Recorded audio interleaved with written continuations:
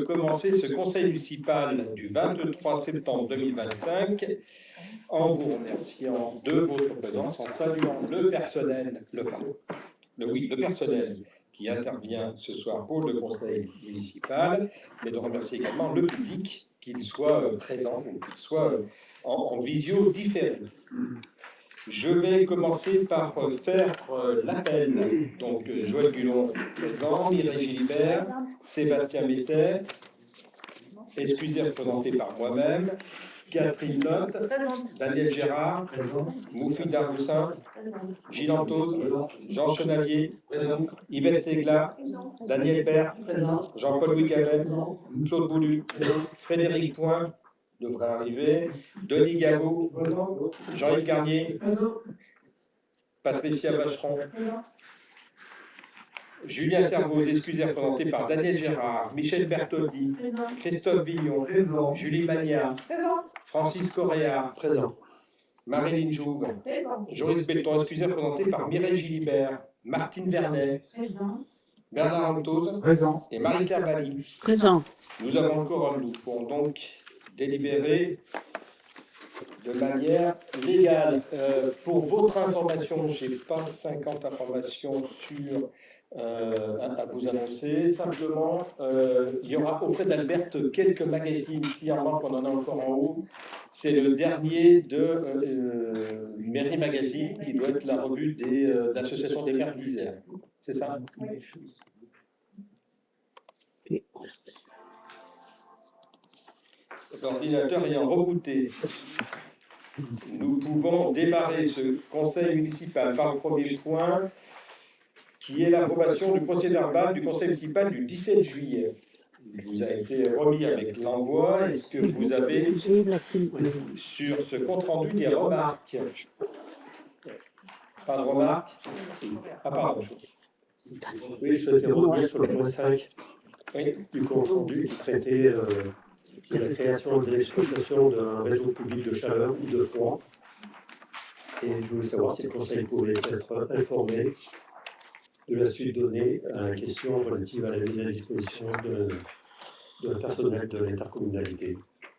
Tout à fait. Donc, après vérification, il n'a pas été passé de convention en conseil municipal entre la ville et l'Interco, ça a été un oubli sur cette partie-là. Donc c'est pour ça que vous ne trouviez pas d'éléments, puisqu'en fait, il y a eu un accord entre Bière-Isère et la ville de la Côte-Saint-André, mais il n'y a pas eu de passage, et on n'avait même pas fait la facture, donc on est en train de régulariser ces parties-là.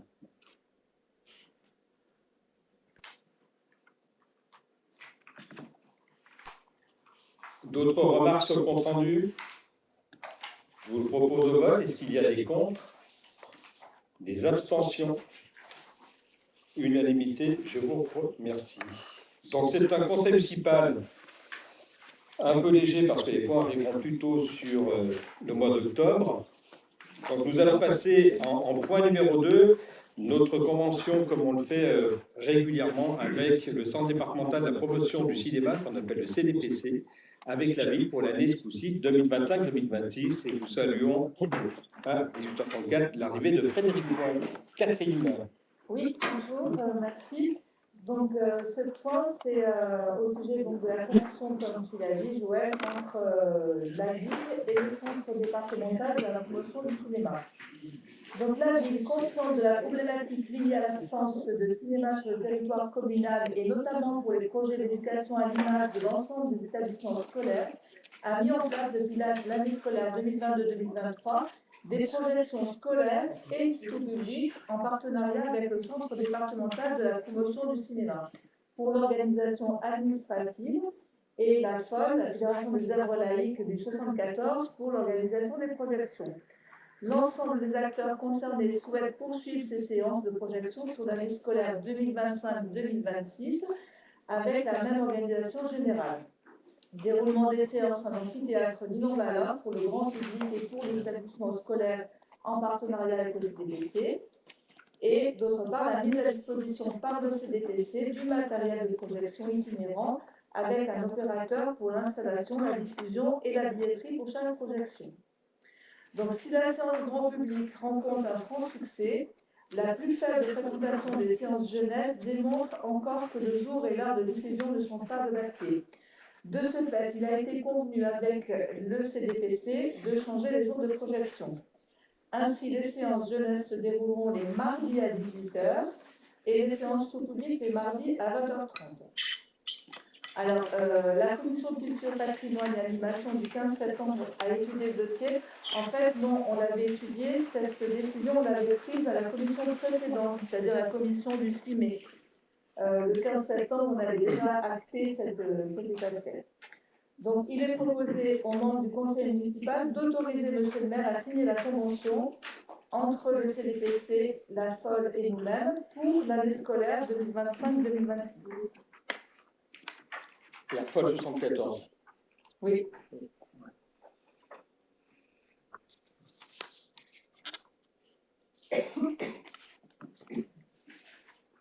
Oui, donc ça a été décidé, ce changement de créneau pour les séances jeunesse, ça a été décidé à la commission du 6 mai. J'ai vérifié, hein, c'était la précédente.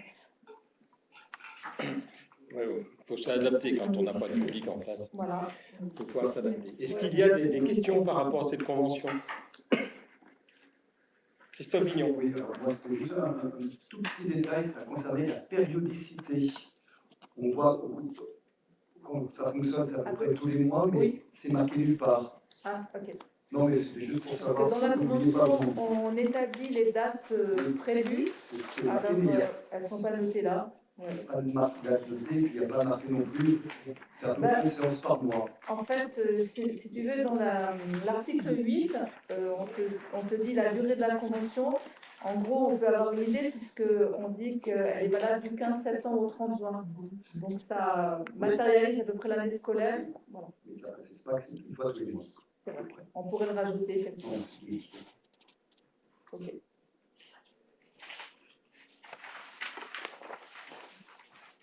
Moi, ce que je vous propose, la remarque est pertinente, puisque dans l'article 3, on dit que, la ville organise un calendrier. Donc, ce que je vous propose, c'est qu'on mette dans le compte-rendu du conseil municipal le calendrier. Voilà. Et puis on le mettra en annexe dans la convention, puis c'est fait.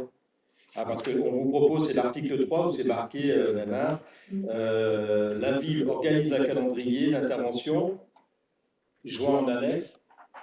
Voilà, et puis comme ça on le met dans l'annexe de la convention, et puis on le met dans le compte rendu du conseil, puisqu'on a les dates.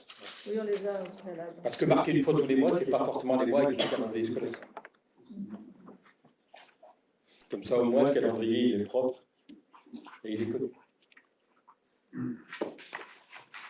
D'autres questions? Je vous propose de passer au vote. Est-ce qu'il y a des contre? Des abstentions? Unanimité, je vous remercie. Sur le point numéro 3, donc c'est une convention de partenariat de mise à disposition de locaux pour la maison de la jeunesse, des jeunes et de la culture, la MJC. Et je le présente en l'absence de Sébastien qui est retenu professionnellement. Et donc vous savez que ça fait plusieurs années maintenant, en tout cas depuis que je suis maire, c'était là bien longtemps avant, il y a un partenariat entre la ville et la MJC qui se concrétise de deux manières, d'une part de la mise à disposition de locaux et d'autre part une convention dans laquelle on écrit quelles sont la participation de la ville et en contrepartie ce que les deux parties doivent respecter comme engagement. Donc ce soir, il vous est proposé de passer la convention pour l'année 2025-2026 et de mettre un montant de subvention à hauteur de 20 833,79 € pour 2025, sachant que dans la convention, il y avait une réévaluation en fonction d'un indice et qu'on actualise à ce niveau-là, et puis de renouveler la convention avec les locaux de la MJC, sachant que vous savez qu'on est en réflexion avec la MJC pour pouvoir les intégrer dans notre nouvelle maison des habitants et des associations pour qu'ils aient des locaux dignes de ce nom-là. Et par rapport à la question qui m'a été posée par Madame Mania concernant son souhait de connaître la valorisation de l'avantage en nature des locaux de la MJC pour 2023-2024, le chiffre, toute mise à dispo, a été de 78 767 €. Vous retrouvez d'ailleurs ce chiffre dans l'Assemblée générale de la MJC. Ça, c'est 2023-2024, puisque la MJC fera son Assemblée générale en, je crois que c'est plutôt octobre-novembre. Voilà, et donc on aura les chiffres 2024, 2025. Plus tard, à ce niveau-là, et on lui communiquera les coûts. Voilà. Sachant que cette somme peut vous paraître importante, mais la superficie qu'on met à disposition de la MJC est importante. Et puis, selon leurs différents événements, entre la salle des fêtes, entre la salle et l'or, etc., on prête beaucoup de locaux. Voilà. Bon, après, il faut le mettre en rapport. C'est une association qui a plus de 1000 adhérents. Et donc, c'est une association qui fonctionne très, très bien sur le territoire et qui nous fait une grande partie de l'animation tout au long de l'année. On peut même citer quand ils viennent intervenir sur l'initiation aux échecs, sur tout un tas d'événements. Voilà, donc ce soir, il vous est proposé de m'autoriser à signer la convention de partenariat et puis de signer la convention de mise à disposition des locaux entre la commune et la MJC. Christophe Vignon. Oui, c'est juste pour préciser que lors de la commission, on a sur la convention de partenariat modifié un tout petit peu l'article 7. C'est d'accord là-dessus, où actuellement, dans la version ancienne, il y avait obligatoirement 3 réunions par an. Et comme ce n'était pas effectif visiblement, il a été marqué que la réunion sur le nombre des parties. Ce qui correspond plus à la réalité des choses. Voilà, l'article 7. Ok. Conforme à ce que vous avez envoyé? Oui, Je ne sais pas, je vois là. oui. C'est bon? Ok. On avait corrigé sur l'envoi du CRS. Oui, tu as raison, parce qu'en fait- une erreur de numérotation sur la. J'en profite parce qu'en fait, il y a. Vous passez du 5 au 7 sur la convention, donc c'est du 5 au 6. Ça sera une suppression. Ça a été remonté la semaine dernière. Mais c'est bien après prise en compte de vos remarques et mises en commission. D'autres questions sur ces conventions? Oui, Madame Alia. C'est plutôt une remarque. Effectivement, dans la convention de mise à disposition des locaux, il est indiqué que le détail, l'inventaire des salles, etc., est mis en annexe. Et juste on l'a pas en annexe, est-ce qu'on pourrait l'avoir pour la convention définitive, s'il vous plaît? Oui, pas de souci. Après, grosso modo, vous prenez le deuxième, troisième étage de la MJC, vous enlevez la salle Jean Sylvestre et vous avez le détail. Mais on vous fera passer la vie. C'est pour ça qu'ils ont énormément de surface. Hein. C'est pour ça que vous voyez que la valorisation à 6 € du mètre carré par mois, ça va vite.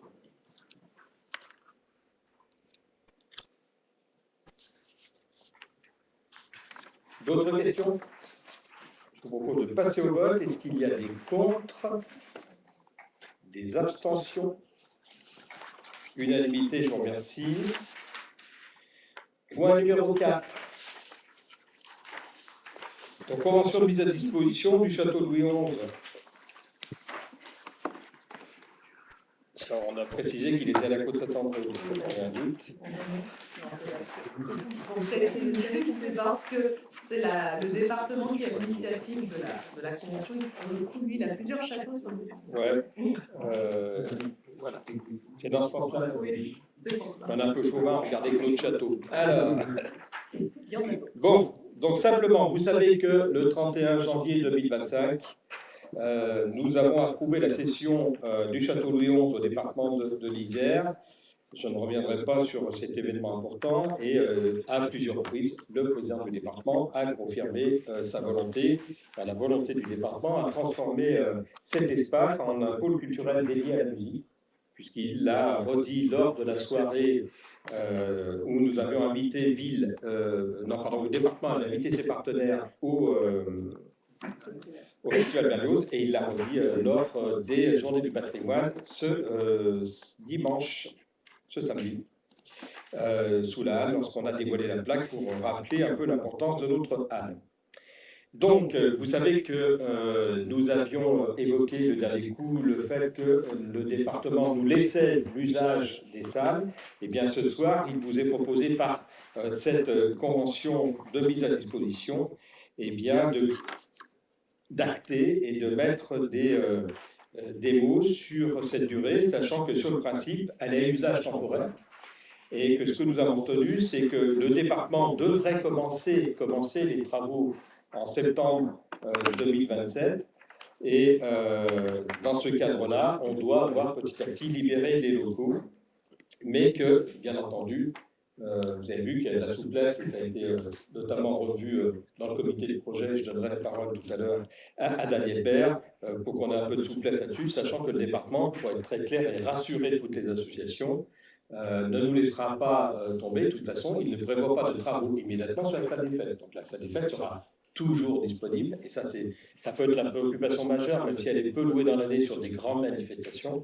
On ne se retrouvera pas sans rien à ce niveau-là, et on continuera de faire tourner cet équipement, puisque vous avez vu que nous allons devenir en fait directement, comme si on était en locataire, et nous allons pouvoir continuer à exploiter ce site autant qu'on en a besoin, en bonne intelligence. Il va de soi que la mise à disposition est gratuite et que, bien entendu, en contrepartie, les frais inhérents à cette exploitation sont payés par la ville, ce qui est tout à fait logique. Le département nous aidant si on a des travaux de grande envergure à envisager. Ah ben, je cherchais Daniel, voilà. Daniel, je te laisse peut-être compléter, puisque c'est toi qui pilote pour nous le comité de projet. Donc, effectivement, ce comité de projet s'est réuni un certain nombre de fois, donc, et notamment les deux dernières réunions, celle du 3 avril et du 8 septembre, ont été l'occasion, je dirais, une chose d'échanger sur l'occupation du château, donc qui occupait. Donc, là, on a regardé donc, je dirais, les occupants qui sont les associations, qui sont l'école de musique, qui sont la Filard, qui sont aussi la Côte Saint-André. Donc, en fait, ça a permis d'avoir une photographie de cette utilisation. Donc, à partir de, je dirais, de cette utilisation, donc on a rencontré le département, donc comme l'a dit M. le maire, donc ça a été l'occasion, je dirais, de construire, je dirais, une première base de cette convention qui devait mettre en relief toutes les modalités de cette occupation par la ville.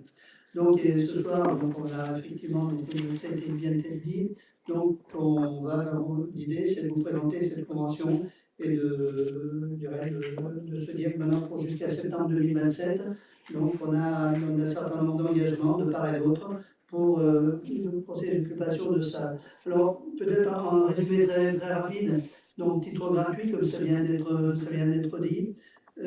Donc, on est resté sur, c'est une base de propriétaire locataire, donc en termes d'occupation du château. Donc, le propriétaire est un département et le locataire étant la ville de la Côte Saint-André. Donc, c'est globalement sur cette base que cette convention a été établie.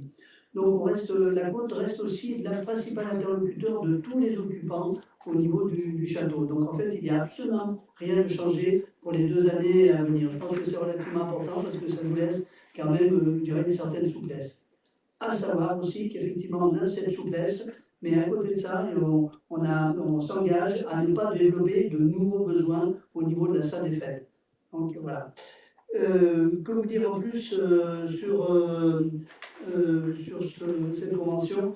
Donc, tout ce qui est, donc, effectivement, je dirais, les obligations d'un locataire, c'est la prise en charge de tous les frais, les frais relatifs donc, aux fluides, à l'électricité, au contrat d'assurance. Donc, on n'a pas. Oui, donc en fait, ce qui a été dit aussi, c'est que l'école de musique reste au château, donc il faut aussi le rappeler, hein, donc peut-être, enfin, il n'y a pas de peut-être d'ailleurs, c'est bien au-delà de septembre 2027. Et en septembre 2027, on est conscient aussi que finalement, il y a des choses qui vont se passer d'ici septembre 2027, et là, donc on va avoir aussi à échanger avec le département en permanence pour réactualiser cette convention. Et là, donc c'est aussi un engagement qu'on retrouve dans cette convention. Voilà, donc tout le monde est rassuré, je pense, en conclusion, donc effectivement, sur ces 2 années, comment le château va être occupé. Donc voilà, s'il y a des questions, c'est pas là pour vous répondre, et notamment Elodie qui a travaillé aussi sur cette convention. Peut-être le seul point à Allez-y. ajouter que la Convention reprécise, c'est qu'on est autorisé à en effectuer une sous-location du château, puisque c'était important de pouvoir continuer à mettre à disposition, soit de manière gratuite, c'est le cas en partie, mais on a aussi de la location qui se fait sur les bâtiments. Et la Convention nous autorise à maintenir, via la sous-location, en tout cas, la location, c'est de tous les lieux tels qu'elle est actuellement pratiquée. Donc l'année de référence, c'était 2025.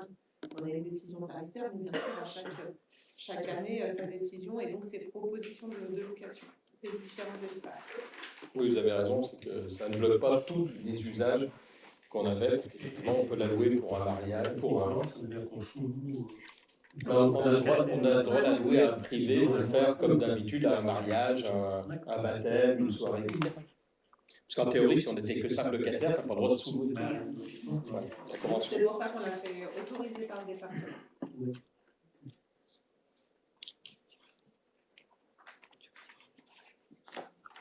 Merci Daniel. Est-ce qu'il y a sur cette convention des questions ou remarques ou interventions? Bon. Oui, je vous en prie. On avait une question et besoin de précision sur l'article 4. Si vous avez possibilité de le mettre à l'écran, peut-être. Concernant la formulation sur l'ancien logement de gardien. Alors, je retrouve ma souris. Oui, c'est quoi votre question? Qui est mis à disposition de l'association des sauveteurs touristes par convention, etc. Oui. Laquelle prévoit notamment la surveillance générale du site. Oui. Le terme nous a interpellés, puisque lorsqu'on regarde la convention qui a été signée, c'est pas forcément formulé de la même manière, et en termes de niveau de responsabilité, la formulation qui existe dans la convention sont c'est un petit peu différent, puisque les termes précis parlent de... je vais le retrouver, dommage, je l'ai pas là.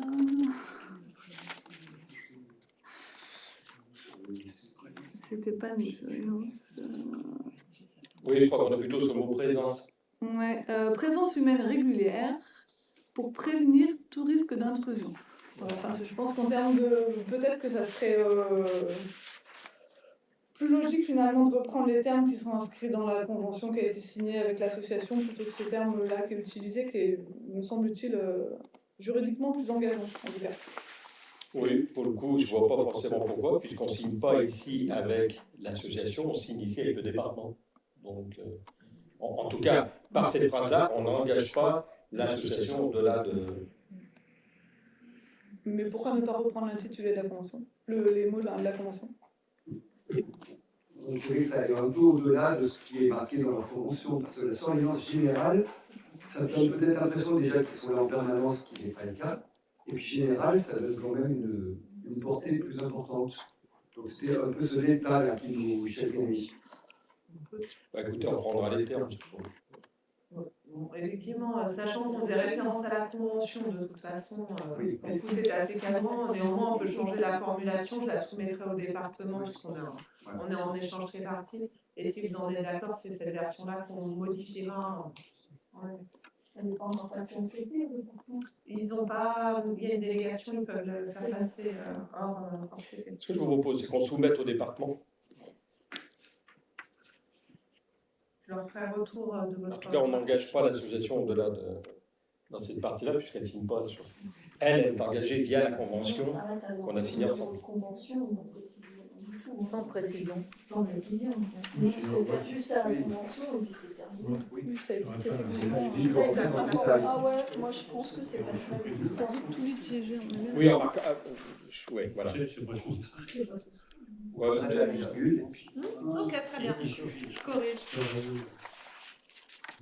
On va proposer au département de simplifier, c'est encore plus simple. Comme ça, c'est plus engageant. D'autres questions? Je vous propose donc de passer au vote. Est-ce qu'il y a des contre? Des abstentions? Unanimité, je vous remercie. Voilà, donc ça, conseil municipal un peu allégé comme je vous l'ai dit au tout début, je voudrais vous faire part de 3 informations. La première, c'est que suite au dernier conseil municipal de juillet où nous avions acté la délégation de compétences réseau de chaleur à Bièvre-Isère, vous dire que le dossier avance. J'ai omis tout à l'heure, et je m'en excuse par rapport à la question de M. Correa, de dire que les frais qui ont été engagés ont été, une fois qu'on déduit les subventions qu'on a eues sur la première phase d'étude de la personne mise à disposition par Bièvre-Isère, le solde est de 2 500 € pour la ville. Voilà, donc le montant qu'on a engagé est uniquement de 2 500 €, puisque nous étions fortement subventionnés.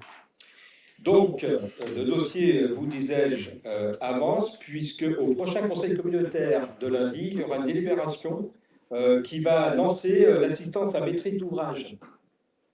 Et donc, le choix qui a été fait au niveau des commissions et du bureau de l'intercommunalité et qui sera proposé lundi soir, c'est de passer sur une régie externalisée qui a cet avantage de pouvoir avoir un budget annexe et de faire fonctionner à terme ce réseau de chaleur via un SPIC, c'est-à-dire un service public à caractère industriel et commercial. Ça veut dire qu'en fait, il doit avoir sa propre autonomie financière. Donc, en tout cas, il ne vient pas impacter en termes de fonctionnement et en termes d'investissement le budget général. Donc ça, c'est bien. Ça veut dire que ce n'est pas de l'argent public qui irait financer la chose au niveau de notre budget propre de Bièvre-Isère. Donc, régie externalisée avec un budget à part. Et puis, il va être lancé également, notre souhait est de lancer une consultation sur un marché global de performance, tant pour la conception, comment on peut concevoir le projet avec cette souplesse que nous propose un marché global à performance, c'est qu'on peut laisser les portes ouvertes aux personnes qui nous proposent, eux, des solutions sur des réseaux de chaleur, de la récupération, sur la station d'épuration, etc., etc. Donc, ne pas l'enfermer dans un modèle unique, puisque eux, ils ont à nous proposer quelque chose qui est le plus économe possible et le plus rentable possible. Donc, ça leur laisse la piste donc, pour la conception, la réalisation et l'exploitation. Et ce qui est proposé à la prochaine délibération au conseil communautaire, c'est de consulter pour trouver un assistant à maîtrise d'ouvrage pour piloter ce dossier, parce que c'est très technique, et sachant qu'il y aura un comité de pilotage dans lequel il y aura un élu et un agent de la ville, et ça sera Daniel Baird et Madame la directrice générale des services qui représenteront la ville dans ce comité de pilotage pour suivre le choix de l'AMO. Cet AMO il est estimé dans la prochaine délibération à 105 000 € pour monter le dossier, mais la bonne nouvelle, on est financé à 70%, enfin Bièvre-Isère sera financé à 70% par l'ADEME, l'Agence de l'énergie de la maîtrise de... Non, sur la maîtrise de l'énergie. Environnement et l'énergie. Ouais. Agence de développement. Non. Bon. Tout le monde connaît l'ADEME. Eh ben c'est voilà. Donc, on va lancer ce dossier. Donc, ça démarre bien. Notre objectif, hein, c'est qu'on puisse passer dans les fonds qui sont actuellement encore accordés sur les fonds verts et d'aller le plus vite possible sur le dossier. Deuxième information, suite à la délibération dans laquelle effectivement on avait autorisé le département à commencer les travaux sur notre terrain de la pépinière, le temps qu'on puisse réitérer l'acte de manière officielle, vous avez pu constater que le défrichement et la préparation de la voirie du chantier ont commencé. Alors au départ ça paraît grand, mais on n'est que sur 5 000 m², hein, 5 000 sur 95 000 m², et que rappeler que le choix de la période, il a été fait en lien avec le cabinet CETIS qui nous a fait l'étude 4 saisons pour perturber le moins possible la faune sur ce secteur-là. Donc c'était la période à laquelle il fallait intervenir pour faire ce travail, cette partie-là. Donc ça c'est parti, c'est lancé. Maintenant attente du permis et puis le reste va se dérouler au fur et à mesure. Troisième information en lien avec celle-ci. Vous savez qu'à Bièvre-Isère, nous avons lancé une réflexion qui s'appelle Trajectoire 2030, avec pour slogan un territoire en transition et une intercommunalité exemplaire. C'est-à-dire comment on fait pour qu'en 2030, notre impact carbone et notre impact environnemental soit le plus faible possible à Biarritz. Comment on accompagne les transitions, comment on gère les mobilités, comment on gère les économies d'énergie, etc. Et donc, ça a été des sujets qui ont été présentés à plusieurs reprises, soit dans des commissions, soit en conférence des maires. Et notre souhait était, avec Trajectoire 2030, de faire face aux contraintes budgétaires à laquelle l'Interco va être confrontée, puisqu'on attend toujours, je vous rappelle, les décrets des prochaines lois de finances, et à mon avis, ça va être compliqué. Et donc, il faut qu'on réduise nos coûts de fonctionnement, notamment dans nos bâtiments administratifs, puisqu'on est allé sur 5 sites. On a 8 bâtiments administratifs au total, enfin maintenant plus que 6, qu'on a déjà vendu 2 depuis. Donc, il faut regrouper tout ça. Donc, il sera proposé au prochain conseil communautaire d'acter des délibérations de principe qui regroupent l'ensemble des services administratifs en un seul lieu, et ainsi de diviser par 2 la surface des bâtiments administratifs actuels. Et ça veut dire que ça va forcément faire des économies de fonctionnement déjà par la surface, et puis ensuite par le fait que ces bâtiments ils seront beaucoup plus éco-responsables et avec d'autres normes que des bâtiments qui ont été faits sur cette partie-là. En rassurant aussi que c'est trop d'avantages, les bâtiments que l'on a actuellement sur les zones économiques, on va revendre ça pour de l'activité économique, et en période de zéro artificialisation nette, optimiser notre espace économique pour en faire un usage économique, eh bien, c'est quelque chose de vertueux. Donc, ça nous permettra de pouvoir avancer sur le dossier. Et puis, comme le département était venu présenter son projet de maison du département, celle que je viens de vous évoquer, où on vient de faire un emplacement, eh bien, l'idée a mûri en interne pour qu'on mutualise sur ce même espace les locaux avec le département, parce que le département a taillé sa salle de conférence pour qu'on en fasse, nous, la salle de l'Interco en termes de réunion, c'est-à-dire mettre 120 personnes dans une même salle. C'est pour rappel que le département il est 50 salles, puis que nous, on est 50 salles. Eh bien, en étant à proximité, ça permet d'avoir une seule salle, comme on ne l'utilise pas tous les soirs, de pouvoir les mutualiser, et d'autres salles également. Et donc l'idée, c'est de mutualiser les locaux sur la salle du conseil, sur d'autres locaux, puis notamment également aussi sur le stationnement. Et c'est pour ça que la Coupe des communes, la semaine prochaine, va délibérer pour acter le principe d'acquérir du foncier à côté du département sur la pépinière pour qu'on regroupe, qu'on fasse un pôle administratif au même endroit. On reviendra, une fois que la délibération de principe aura été prise à l'Interco, il y aura un travail ici en interne dans les commissions et un travail ville et Interco pour avoir les besoins précis, sachant que l'Interco a missionné un programmiste, puisque nous on a acté le principe, on va le faire valider, et ensuite maintenant le programmiste va travailler pour regarder comment on compacte tout ça et comment on va pouvoir optimiser les choses, et ça nous permettra de lâcher à l'intercommunalité que la surface réellement nécessaire. Puisque dans une période d'économie de foncier, il faut qu'on fasse attention, en rappelant que le principe a toujours été le suivant, c'est que quand une commune cède du foncier à l'Interco pour un projet intercommunal, la cession est à l'euro symbolique.